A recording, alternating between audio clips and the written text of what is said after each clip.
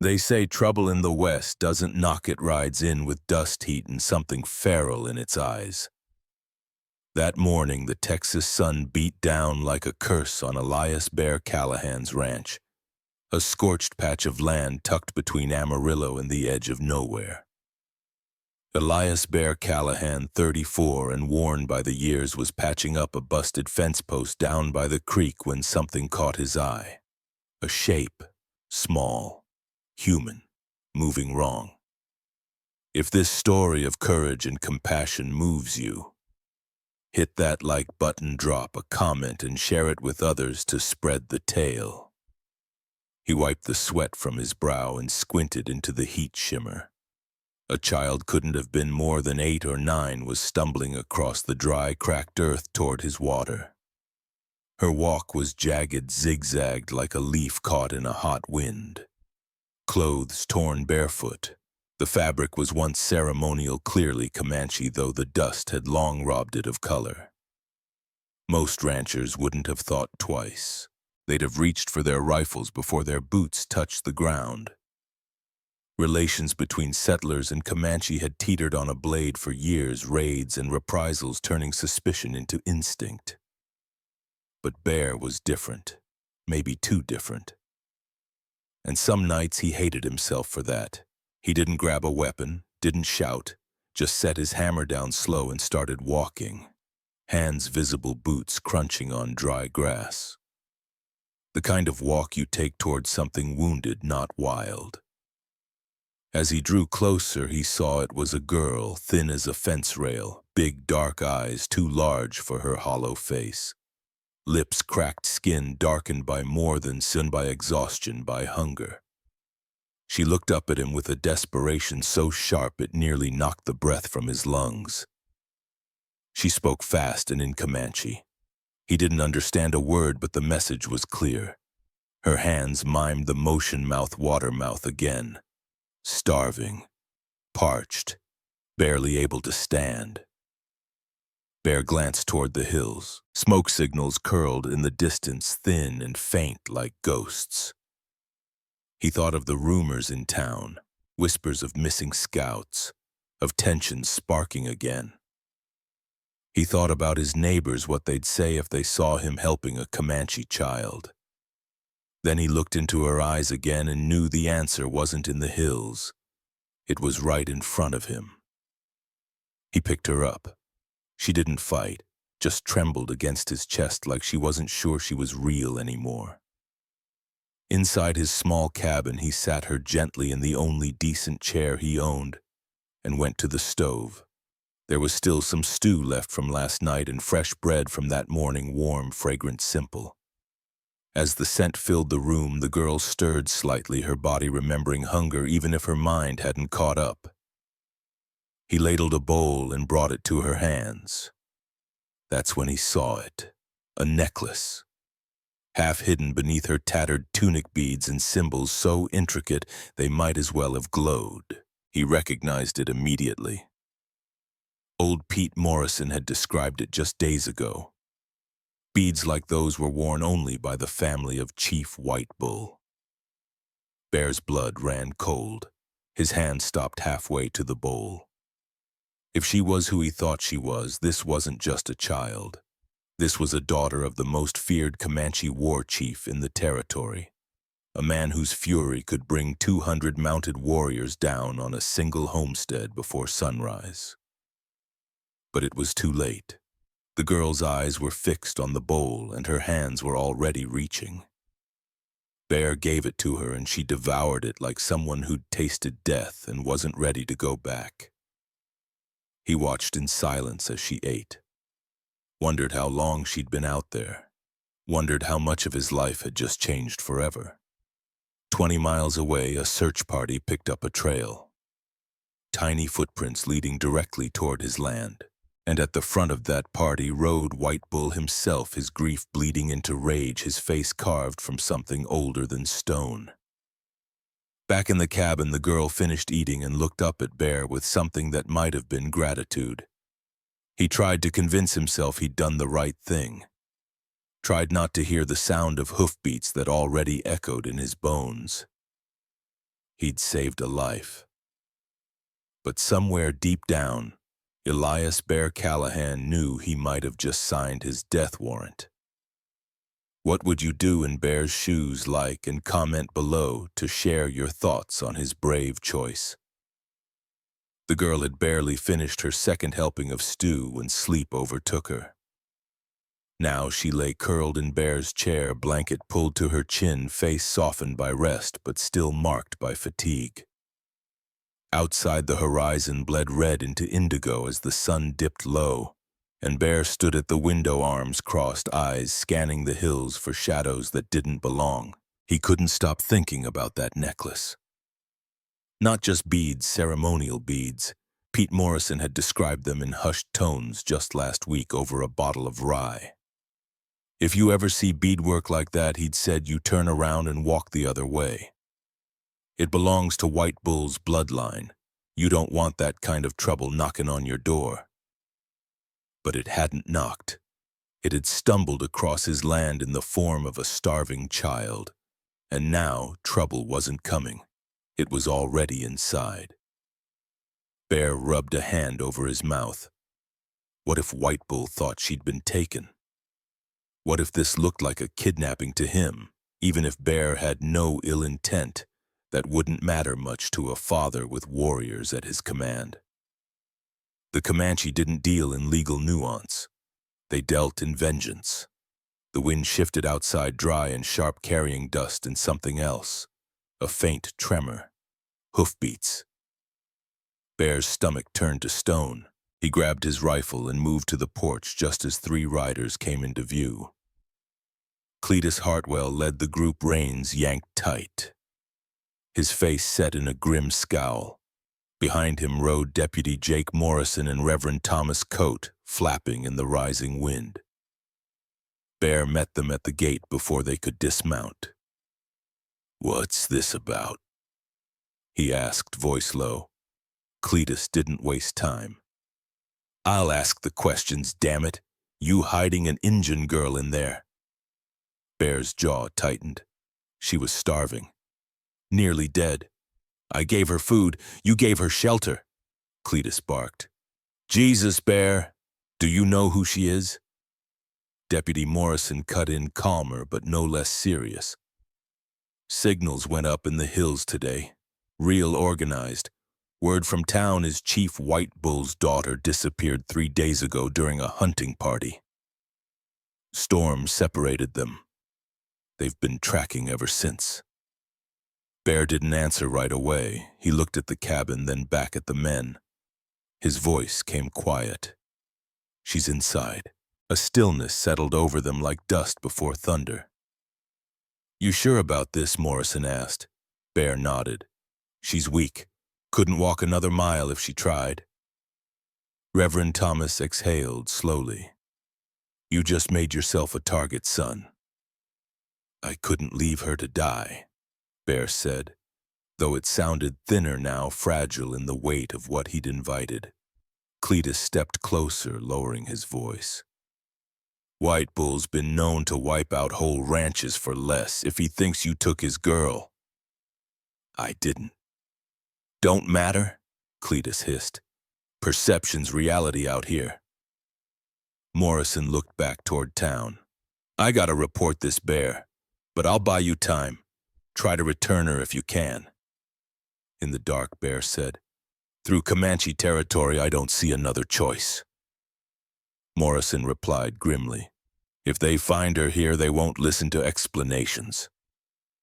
Bear watched them ride off, hooves kicking up clouds that vanished into dusk. He turned back toward the cabin, toward the girl who'd unknowingly brought a storm with her.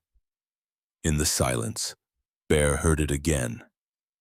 Hoofbeats, but farther off this time. He moved to the window and stared into the deepening night. They weren't waiting for morning. War was riding straight toward him. Can you feel the tension building? Share this story and comment your predictions for what happens next. Bear was still staring into the dark when the drum started. Low, steady, rhythmic, like a heartbeat from something vast and ancient. The sound rolled across the plains so deep it felt like the earth itself was warning him. This wasn't the erratic noise of a raiding party. This was something far more deliberate. A declaration. They weren't waiting for dawn. Bear rushed back into the cabin, bolted the door, and scanned for anything useful: lamp oil, extra rounds, the old cavalry saber he'd never had reason to sharpen. The girl stirred in the chair, blinking sleep from her eyes just as the next wave of drum beats rose closer now. Her expression shifted instantly: recognition, then dread. She jumped up, speaking rapidly in Comanche, pointing toward the door and then at herself. Her hands flew in desperate gestures. Bear couldn't follow, but the panic was unmistakable. He knelt beside her, voice low and urgent. "I don't know what you're saying, little one, but I'm trying to help you, I swear it." She pointed to the window, held up both hands. Fingers splayed again and again. Bear counted. 10, 20, 30. She didn't stop until she hit 200. Bear's legs went weak. He'd been bracing for a dozen warriors, maybe 20. Something he might bargain with. 200 meant no negotiation. That was a war council riding straight into his front yard. Then the drums stopped. And somehow the silence that followed was worse. He moved slowly to the window and peeked through the warped glass. At first there was nothing. Then shapes began emerging from the night riders, moving in eerie unison, spreading out in a wide semicircle around his cabin. Moonlight caught flashes of feathers, painted faces, drawn bows. War paint gleamed. Lances pointed like arrows from God himself. They moved with the precision of soldiers, but the silence of ghosts. Bear's breath caught in his throat. This was no show of force. This was Judgment Day. The girl tugged his sleeve again, pointing to herself and then to the door, her eyes pleading. She wanted to go out to them. Bear hesitated. What if they thought he'd hurt her? What if they didn't believe she'd come willingly? Before he could decide, a voice rang out from the darkness, low, calm, and perfectly clear. "White man," it said in heavily accented English. "You have taken something that belongs to us. Send out the girl and perhaps you will live to see morning." It wasn't a threat. It was a verdict waiting for confirmation. Bear's mouth went dry. That voice, it had to be him. Chief White Bull. Bear had heard the stories, how the chief had never lost a battle. How he'd united rival clans under one banner. How even the cavalry avoided his territory like it was cursed. Now that same man stood just beyond Bear's door. The girl pulled his arm again, more urgent this time. Then she drew a finger across her throat. A warning. She wasn't just the chief's daughter. She was his only daughter. Bear felt the weight of that truth settle like a mountain on his chest.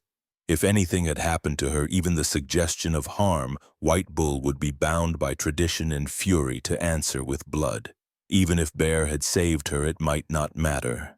But the alternative, hiding inside while a war party circled, was suicide. He took a breath, then another, and made the hardest decision of his life. He unbolted the door and stepped outside, hands raised high, the girl walking beside him. The night was cold, the kind that carried voices and fear with perfect clarity. All eyes were on them, two lone figures beneath a moon-swept sky, surrounded by 200 warriors who hadn't ridden all this way for conversation. At the front of the formation sat a man astride a massive painted stallion.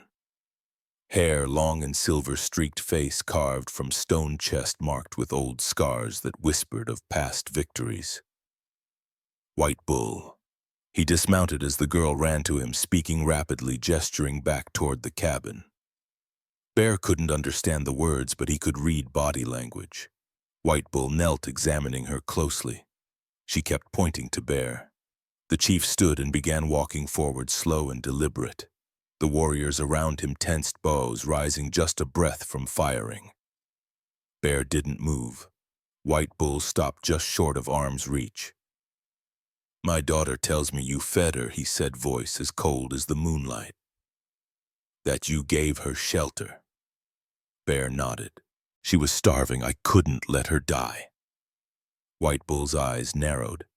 She says you saw the beads, you knew who she was, yet you did not return her. Bear swallowed. I was going to. She couldn't travel. I meant no harm. Perhaps White Bull replied. Or perhaps you thought to trade her. For cattle. For peace. For passage. The accusation hovered between them like a blade. Behind the chief, 200 warriors lifted their bows as one. You will prove your words, White Bull said quietly, or you will die where you stand. This moment of truth is gripping. Like, comment and share to let us know how this scene resonates with you. Bear didn't flinch as 200 bows creaked in unison, the air thick with tension so sharp it might have sliced skin. He stood motionless, hands still raised, the girl by his side like a fragile shield. Her small fingers clutched his sleeve, not out of fear now, but as if her touch might somehow anchor him to this moment. Across from him, White Bull's face was unreadable, calm, cold, deadly. I don't want anything from you, Bear said, voice low but steady. She came to my creek. I fed her, that's all. The chief said nothing for a beat. Then he held up a hand. The archers eased their bows, slightly. You say you found her starving, White. Bull said. You say you gave her food, shelter, yet you kept her overnight, knowing who she was. I couldn't travel at night. Bear replied. She could barely stand. A pause, then White Bull spoke again, and this time his voice held more weight, less accusation, more expectation. Then prove it. Bear frowned. How, slowly, carefully, he reached into his coat pocket and pulled out a small piece of torn fabric, the same one he'd found. Snagged on his fence post earlier that day. He held it out, palm open. She was wearing this when I found her. It caught on the wire. I kept it in case I needed to prove I didn't harm her. White Bull stepped forward and took the fabric. His eyes flicked down, then back to Bear. Recognition glinted. It was from her ceremonial dress. Bear pressed on. I carried her into my home, gave her the last of my stew, my blanket. I asked for nothing. The girl spoke up, tugging at her father's arm, chattering fast in Comanche. She pointed to the cabin, then to Bear, then mimed eating, sleeping, again and again. White Bull listened, but the crowd behind him was stirring. Murmurs, movement, doubt. One man stepped forward from the ranks, taller than most, with a jagged scar across his jaw and eyes that burned with fury. His name was spoken like a hiss across the line, Broken Arrow. He pointed his spear directly at Bear. He spoke in Comanche, loud, fast, furious. White Bull turned slightly, answering with calm authority. But Broken Arrow stepped closer, voice rising with each word, his spear nearly touching the chief's chest. Around them, warriors shifted, some in support, others in hesitation. The girl shrank back. Bear didn't need a translation. He could feel it in the air. This wasn't just about him now. It was about pride, justice, tradition. White Bull turned to Bear, translating grimly. He believes mercy is weakness, that you should pay with blood no matter the reason, that our people must not appear soft in front of your kind. And you, Bear asked. I believe in justice, White Bull said. But justice must not blind us to truth. He looked at his daughter. She tells me you have suffered loss, that you showed kindness because you know what grief feels like. Bear's voice cracked. My boy was her age. Lost him 3 years ago. Cholera. White Bull's eyes flicked to the cabin where, through the open door, a photograph sat on the table. A family of 3. Faded. Worn from being held too many times. The chief said nothing. Then the girl did something no one expected. She stepped forward between Bear and Broken Arrow and began to speak. Her voice was small, but fierce, clear. Even without knowing Comanche, Bear could hear the weight in her words. The fire. The truth. She pointed to Bear, to the photograph, to her own heart. White Bull translated in hushed tones. She tells them how she got lost in the storm, how she nearly died. How you fed her, wrapped her in your only blanket and asked for nothing. She tells them about your son, your grief, that she saw it in your eyes. The girl turned to Broken Arrow and spoke directly to him, her voice louder now. She's asking if he has children. White Bull said, a trace of surprise in his voice. The warrior's face faltered. He said nothing. She's asking what he would hope for if it were his child dying of thirst in the wild. Broken Arrow's spear lowered, but it wasn't over. The girl turned to the whole semicircle of warriors. Her voice rang across the plains, carried by wind and emotion. Every face turned toward her. She says, if we punish mercy, White Bull said softly, then we become no better than the soldiers who shoot first and ask nothing. Silence. No arrows loosed, no orders given, only stillness. Then Broken Arrow stepped back. His voice came low, hesitant. He says, White Bull translated, perhaps the spirit sent him a teacher, not an enemy. That sometimes wisdom comes from the smallest voice. The wind changed again. This time it carried not tension, but something else. Understanding. White Bull turned to Bear, and for the first time his voice held something close to respect. My daughter has done something tonight I could not. She has turned vengeance into counsel. But now comes the hardest part. What's that? Bear asked. You must ride with us, to our village. Stand before our elders. Prove her faith in you was not misplaced. Bear looked down at the girl. She nodded, not pleading, but offering. His voice was quiet. I'll go. They rode in silence. The Comanche moved like shadows across the prairie, navigating narrow paths and hidden trails that no white man had ever walked without an escort or a blindfold. Bear stayed close behind White Bull, the chief's daughter riding just ahead of them, glancing back occasionally with an unreadable expression. Not fear, not quite hope either. Something between. 3 hours passed under a moon so bright it turned the land silver. Hills gave way to canyons. Dry riverbeds wound like scars through the earth, and then at last flickering flames appeared in the distance. The Comanche village sat tucked into a protected hollow, invisible from the plains above. Dozens of fires burned low, casting tall shadows of children, warriors, and elders who had already heard the rumors. Word traveled faster than horses when a chief returned under such strange circumstances. Bear dismounted slowly, eyes cautious, heart pounding. Every gaze turned toward him. Not one was welcoming. They led him to the council circle, 7 elders seated before a sacred fire, faces carved by wind and wisdom. Men who had seen white settlers burn villages, break treaties, slaughter buffalo for sport. Men who had survived every betrayal by holding tighter to tradition, to vengeance, to each other. White Bull stood first, speaking in Comanche. His voice was firm, neither pleading nor apologizing. He told them how his daughter had gone missing, how the white man had found her, fed her, sheltered her, returned her with no demand for ransom or reward. When he finished, Broken Arrow stepped forward. He hadn't ridden with them to the village, but he'd followed in slunts. Now, standing before the elders, he looked less like a warrior and more like a man wrestling with ghosts. He spoke briefly, eyes on the fire. White Bull translated. He says this white man did not act like others, that his hands were open, not clenched, that perhaps there is more to judge than skin and blood. Then came silence. The elders looked to Bear. He had no translator now, no way to plead, only his presence, his actions, and the child who still stood beside him. And then she stepped forward, no longer the trembling girl stumbling through a fence line. She stood tall, shoulders square, voice calm, speaking not like a child but a witness. For 10 full minutes she told her story. Her voice didn't crack. Her gaze never wavered.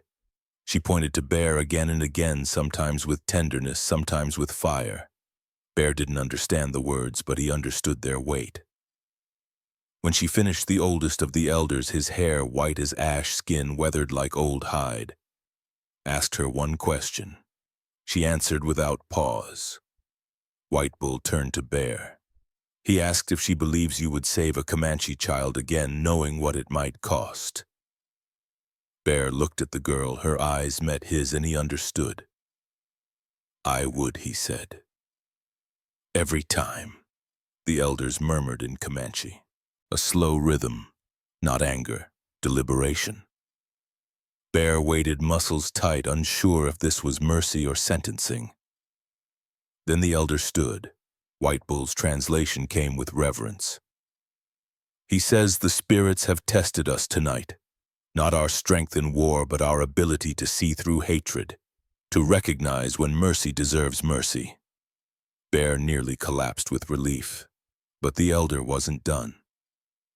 You will be allowed to return to your land, White Bull said.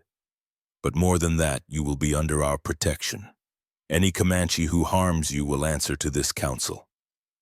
Bear opened his mouth, but no words came. There is one condition, the chief added.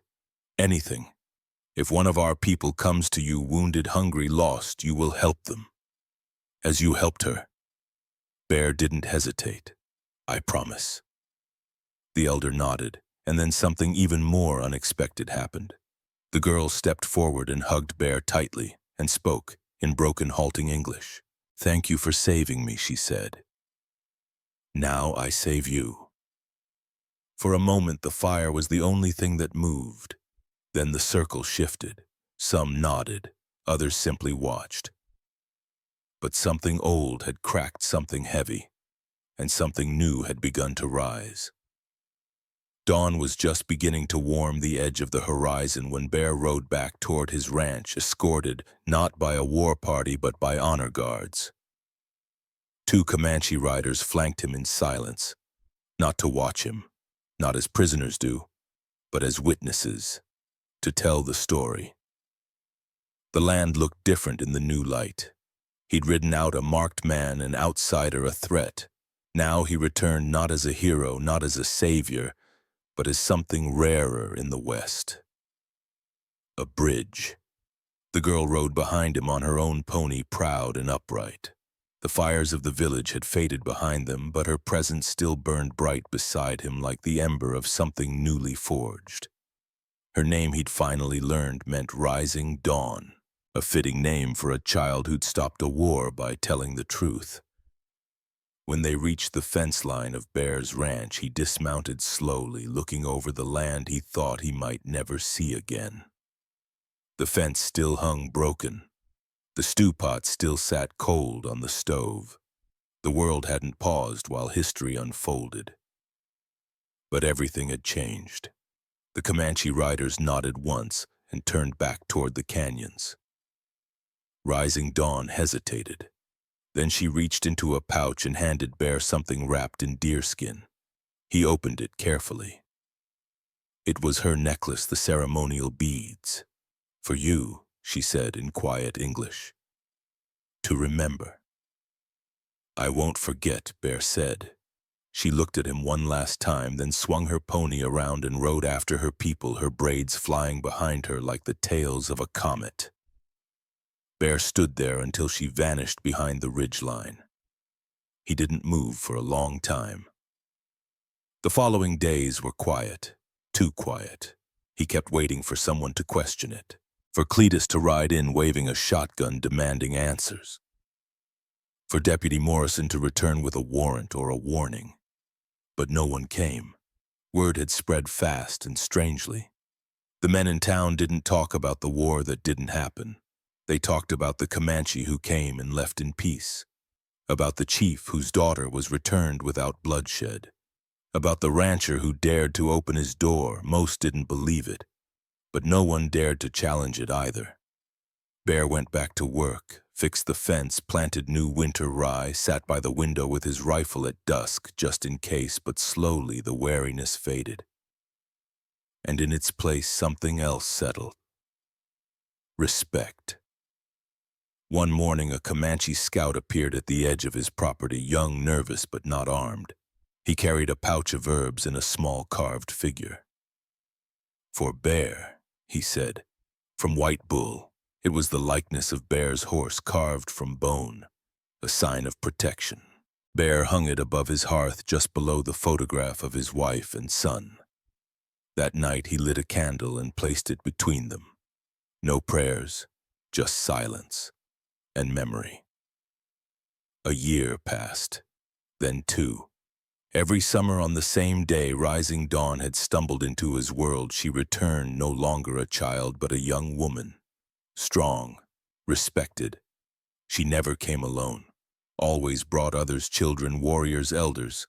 Sometimes just to share a meal, sometimes to trade, sometimes to say nothing at all. They called Bear's ranch Nokuka Hoyo, the place that listens, and he earned that name. When wounded Comanche came, he helped them. When settlers wandered too far, he guided them back. He became something no one in Texas had a name for. Trusted. He never remarried, never left his land. But he lived a full life harvesting, protecting, and remembering. And every year when the grass turned gold and the sky hung low with autumn heat, rising dawn would sit with him on the porch and say the same thing: "You saved me." But by the end, Bear would always reply, "No, little one, you saved us both." He died at 73 quietly in his sleep, beneath the same blanket he'd once wrapped around a starving girl. When the news reached the Comanche, they sent riders to pay respects. Rising dawn led them dressed in beads and leather and feathers that caught the wind like memory. She placed a braid of sweetgrass and a worn copy of the photograph beside his grave, and she said nothing for a long time.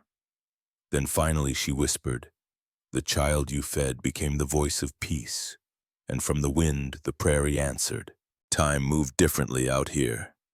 Seasons passed like slow tides, carving memory into the land. One drought, one storm, one harvest at a time. After Bear's death, life didn't stop, but it paused just long enough for people to feel something shift in the wind. They buried him at the edge of his land beneath a lone mesquite tree that cast just enough shade to keep his grave warm in the winter, cool in the summer. The headstone was simple, no scripture, no title, just his name, Elias Bear Callahan. He fed a hungry child.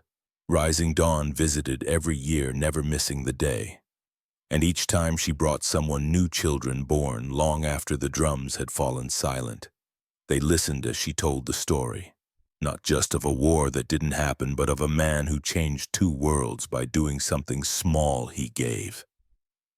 Without fear, without asking, without expecting anything in return. Years later, settlers and Comanche alike came to see Bear's ranch not as a line of separation, but a crossing point.